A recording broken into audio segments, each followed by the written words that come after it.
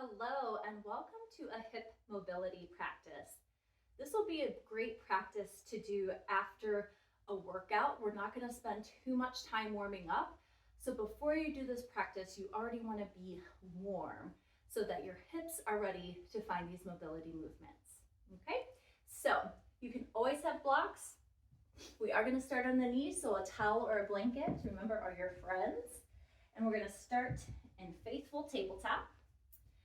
And let's remember those beautiful form and alignment cues with our wrists in our shoulders, our knees in our hip, fingertips wide. We pretend like we're doing a push-up, then we clip the wings and extend, and we pull that navel in and up. Super strong here, even though we're in table. Drop the belly and look up as you breathe it in. Breathe it out, around the back, drop the crown of the head. And just take your cat and your cow on your breath. So if you find a spot you want to linger, please do. Really relax, focus on relaxing, the head as you drop it down, shaking out tension, releasing the jaw.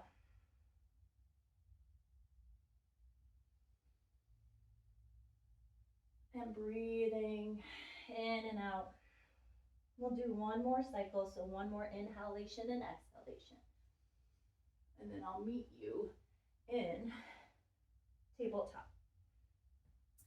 So here from tabletop, we'll walk our hands forward and shift forward into our knee plank, holding nice and strong. We'll shift forward a little bit, keeping the elbows in, squeezing those shoulder blades together to lower all the way down into our mat. I'm going to slide my hands back a little bit, keep those elbows in, push the tops of my feet into the mat, squeeze my thighs, knees are lifted, press the hips, and then it's like I'm going to fit a sheet of paper underneath my belly. Breathing in to a baby cobra, exhale. If I want to go up higher, shifting my hands back, inhale higher, exhale. Remember, cobra, hips stay on the ground. Inhale, so this is not up dog, and exhale, and then push back to a wide leg child's pose. And breathe here for 4, for 3, for 2, and 1. And come back to tabletop. So we're going to practice our chaturangas, little vinyasa flow 3 more times.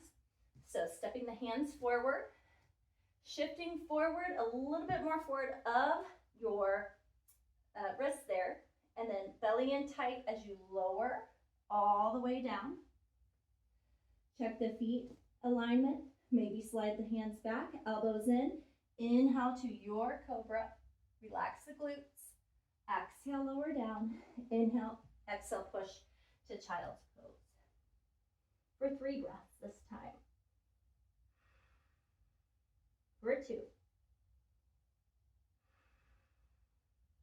for 1. Coming back to tabletop. So walking the hands forward or the feet back. So if you want to try lifting the knees to a full plank. Inhale, shifting forward no matter where you are. Exhale as we lower, elbows stay in. Lower, lower, lower, slow with control. Shoulder blades into the back pockets. As you inhale to your baby cobra or fuller cobra, exhale, lower down, inhale, exhale, child's pose for 2 breaths.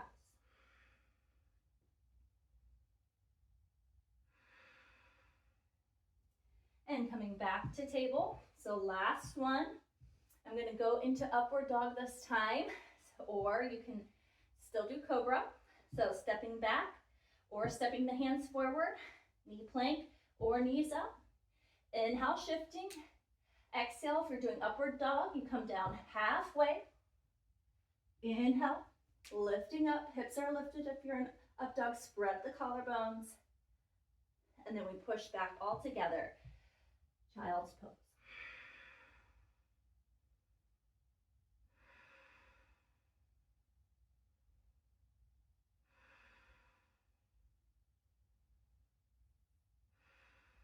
Okay, we're gonna make our way to downward facing dog.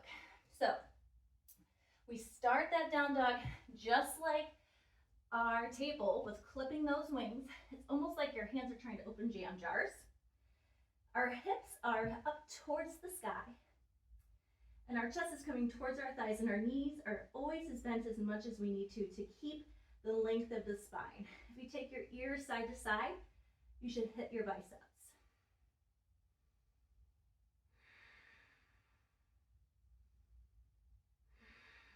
Inhale, and on your exhale, pick a leg, doesn't matter what leg, you're gonna step it forward halfway, and then come back. Inhale, exhale, other foot, step it halfway, and then back.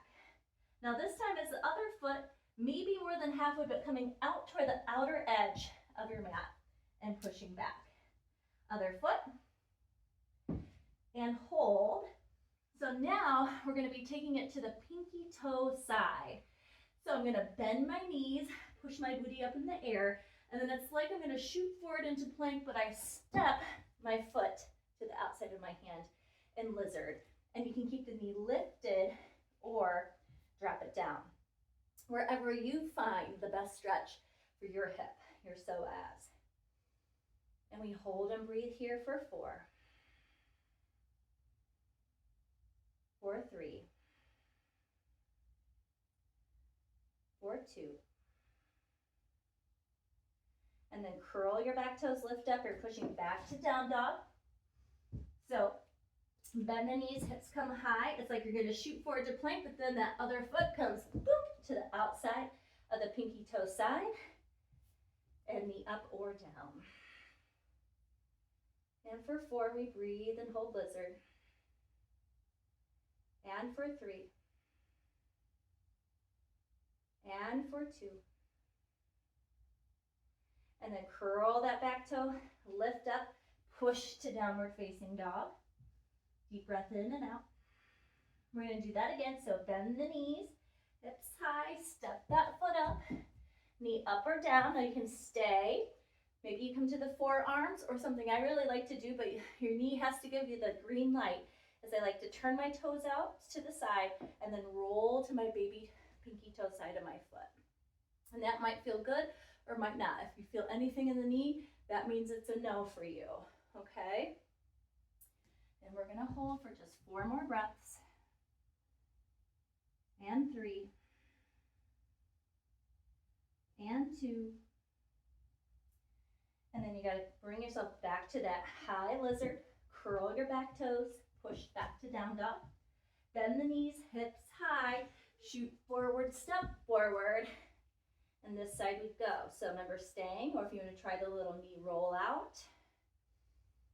Going from side to side, our bodies can be very different, and we're gonna honor that. Breathe for 4. For 3. For 2. And then we're down, we lift up. And this time we're gonna take the back foot up. Our toes are turned out, and then we come down into catcher's pose, or you can have a block and sit down into malasana.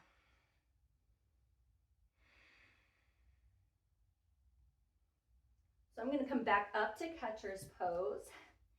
And if you're in catcher's pose, you're just gonna bring a knee in and out. So I'm pivoting in and out. One more each side. In and out, in and out, and then just hang out, forward fold, and sway. So you can do that again, or if malasana is available to you, we're gonna come down in malasana. So you're either up in catchers or down in malasana. And we're gonna drop that knee down and up. Drop that knee down. Ooh, that side's a little tight. And up. Drop that knee down and up. Just one more. Drop that knee down and up, and lift up. Shake it out. We're just gonna do one more set.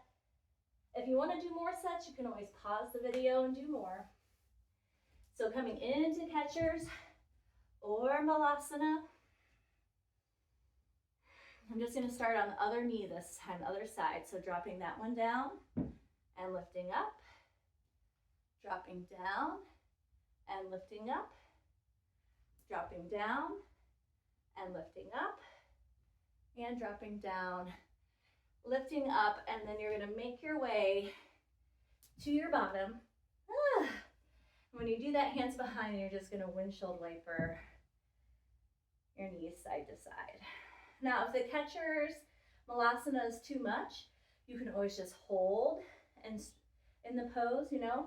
This is not easy, okay? The one that we just did, not easy. It's hard for me. So you have to honor yourself. You have to listen to your body. All right, now you're just gonna come to a nice wide leg position. And we're just hanging out, bounce the knees bent as much as you need to. And I'm gonna move towards my right side.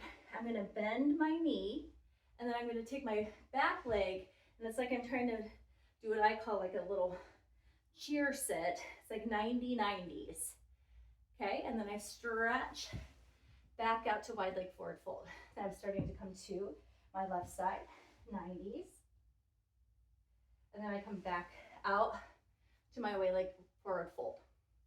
So take your time. Probably gonna do this for about a minute. So you can go slowly as it feels good. You can hang out in a place that feels nice. Okay? This is not who can do the most, who can do it the fastest. This is control and mobility.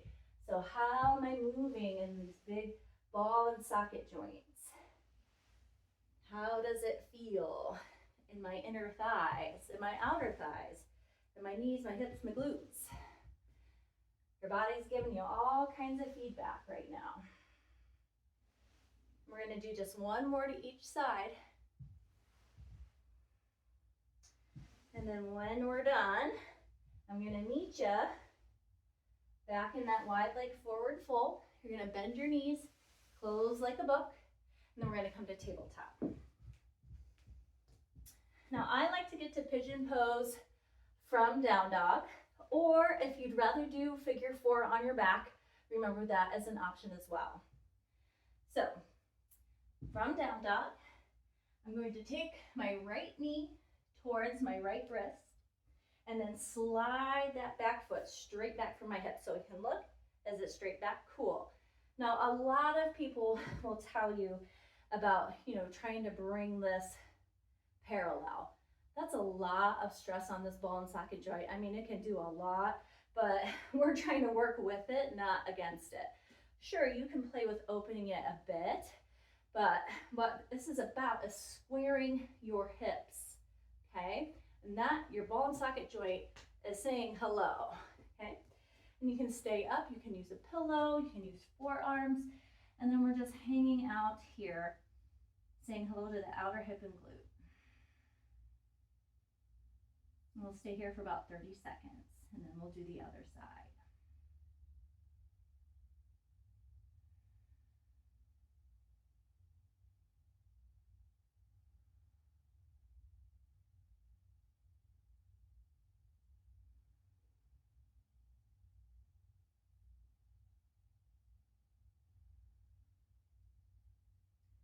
So if you were down, you're going to make your way up, curl your back toes and push to down dog and walk it out.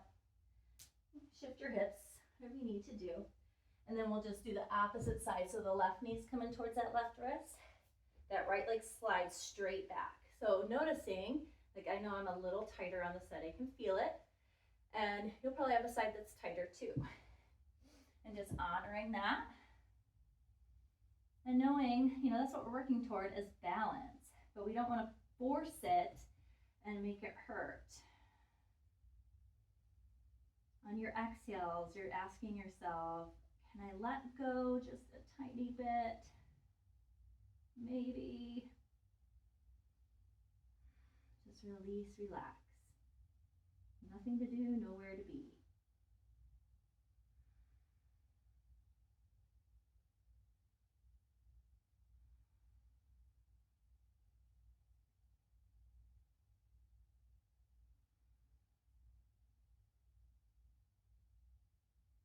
And if you're down, you're gonna lift yourself up, and we're gonna push back to one final down dog. And then coming down, and you'll have a seat, however you like to sit. And since this is like a nice little hip opening and it can get a little confrontational, I'm gonna close with doTERRA's Peace Roller Bottle. Remember, you never have to use oils. It's just a suggestion to support your practice in your nervous system.